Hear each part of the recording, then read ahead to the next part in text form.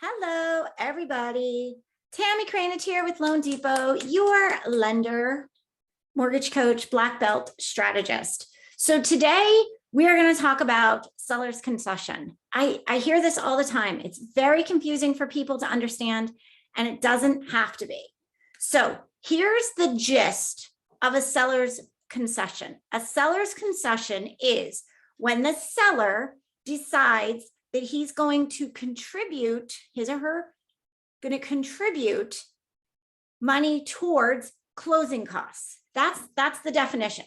So the seller is going to contribute to the closing costs. There could be lots of reasons that a seller is willing to contribute to closing costs. They might give you, the roof might need to be redone. The radon might need to be done. Something may have come up during the inspection. So rather than renegotiate the price, they're going to give you a credit towards closing costs. Now, the credit cannot be applied towards said item. For example, you cannot put in the contract $12,000 credit towards roof. Can't say that. It can't say $3,000 credit towards siding. $3,000 credit towards X. It can't say, so that's an X. You can't say this, what the money is for. The money is for closing cost, period, done, end of question. So whatever you and the seller negotiate, or whatever your agent and the seller, however everybody is negotiating, at the end of the day, it's just a seller's concession. That's it, period. As a lender, I don't care what it's for. It could be because they liked your baby. It could be because they liked your puppy. Whatever the reason is, we don't care as lenders. We only care that it is a seller's concession. And the way, that's Kuma. And the way it has to be written up is in the contract, it's written up as a seller's contribution. Okay, so now what if the seller isn't really going to give you money towards closing costs, but you want to roll your closing costs into the loan amount? How does that work? So there is no underwriting guideline. There is no banking program. There is no Fannie Freddie product that allows you to roll your closing costs into the loan. It doesn't exist. The only way to do that is to inflate the price. So you have to inflate the price of the house, to cover your seller's concession. So there's a few things you need to take into consideration when you're doing this. Number one, will the house appraise? So will the house appraise in this if you increase it? So will the house appraise? That's number one. And number two, the seller must agree to it. I forgot for a second what number two was. The seller has to agree. The seller might not want to contribute to closing costs, even if it's not going, even if he's going to net the same amount of money, he still might want to do it. So you're going to inflate the price of the house. You need to make sure that the house is going to appraise, and that you need to make sure that the seller is in agreement with it. This is not something that you can decide after. So here's what happens a lot of times. You guys negotiate the price of the house, and then they come back and say, now we're getting ready, preparing the loan application.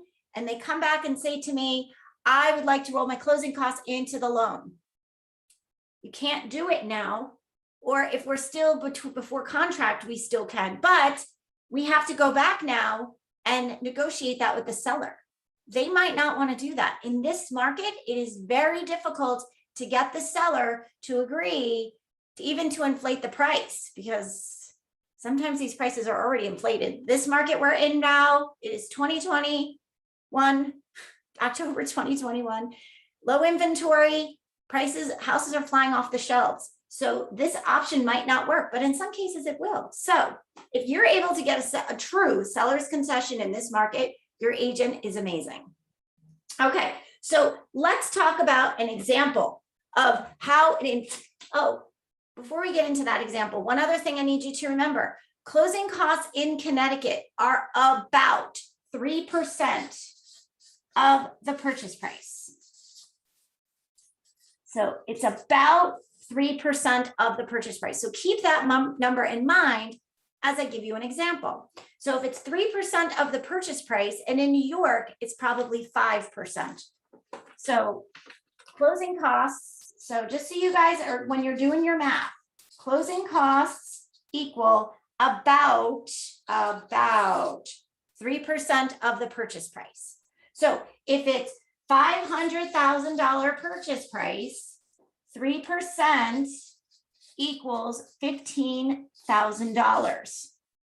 That $15,000 will go to, is about what the closing costs will be. That will include the lender fees, attorney fees, appraisal, taxes, title, insurance, etc. All right, so just so you kind of have that number in mind. Okay, so let's look at an example.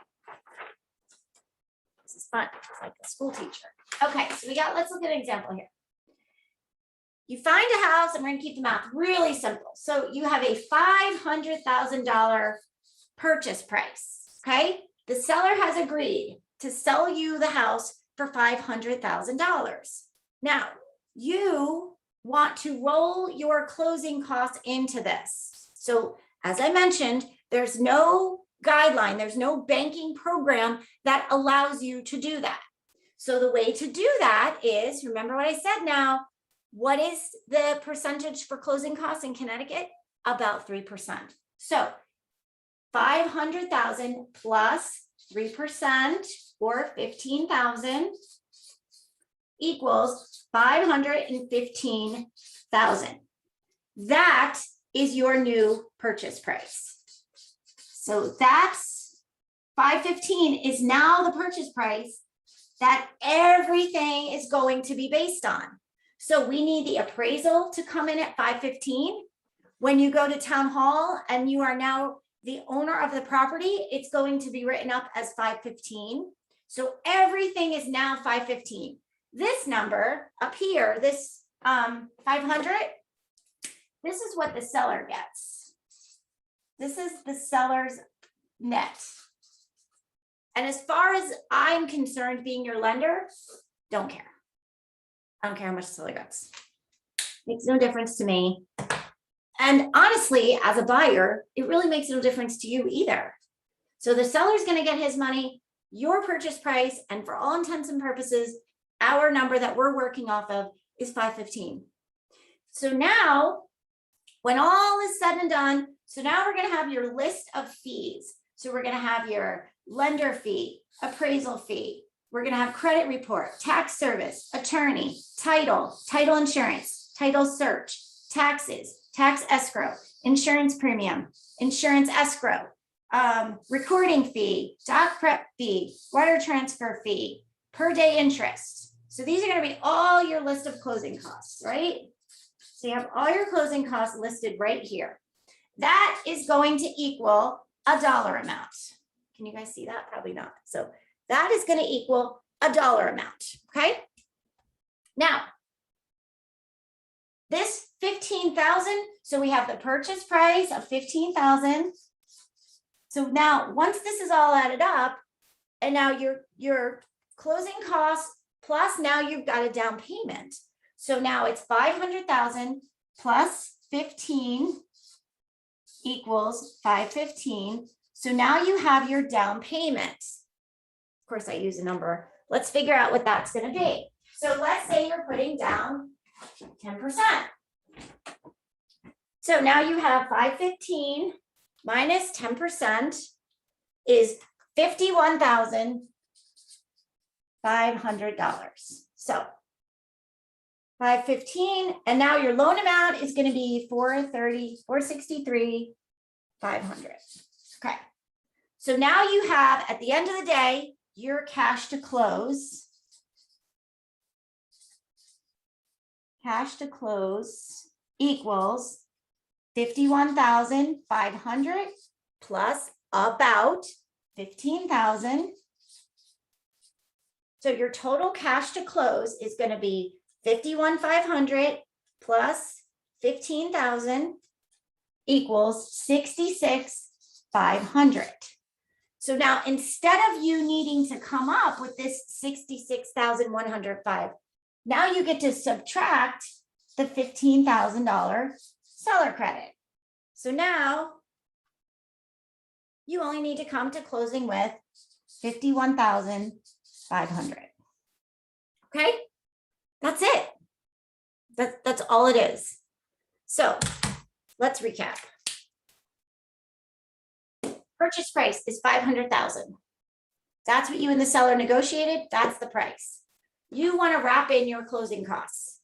3% is going to be what your closing costs are. So that's all you want, because here's the other thing, guys. If you go too high and your closing costs end up being less than 15,000, the seller gets to keep that money. So make sure you're not giving the seller money that's not supposed to be his. So, all right. So you decide you're going to wrap in your closing costs. This is the way to do it. So now your new purchase price is $515,000.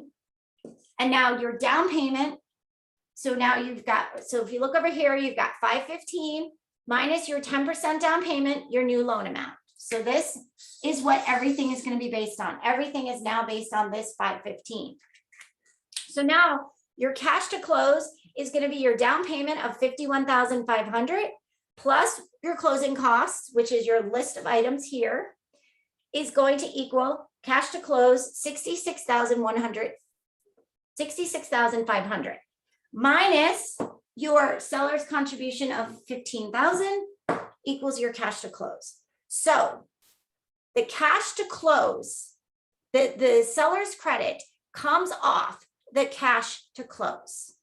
At the end of the day, that's where it comes in. When underwriters are calculating how much you can qualify, how much assets you need, how much money is in the bank, they are going to use that $15,000 as a contribution towards your closing costs. So, of course, if you have more questions about this, I am happy to assist you with this. I am happy to go through this again, but I'm glad I got it on video. So now if you have any questions, reach out to me. Thank you so much for watching. For those of you who don't know me, I've been in the business since 2002, and I specialize in helping our customers integrate this mortgage into their long and short-term financial goals.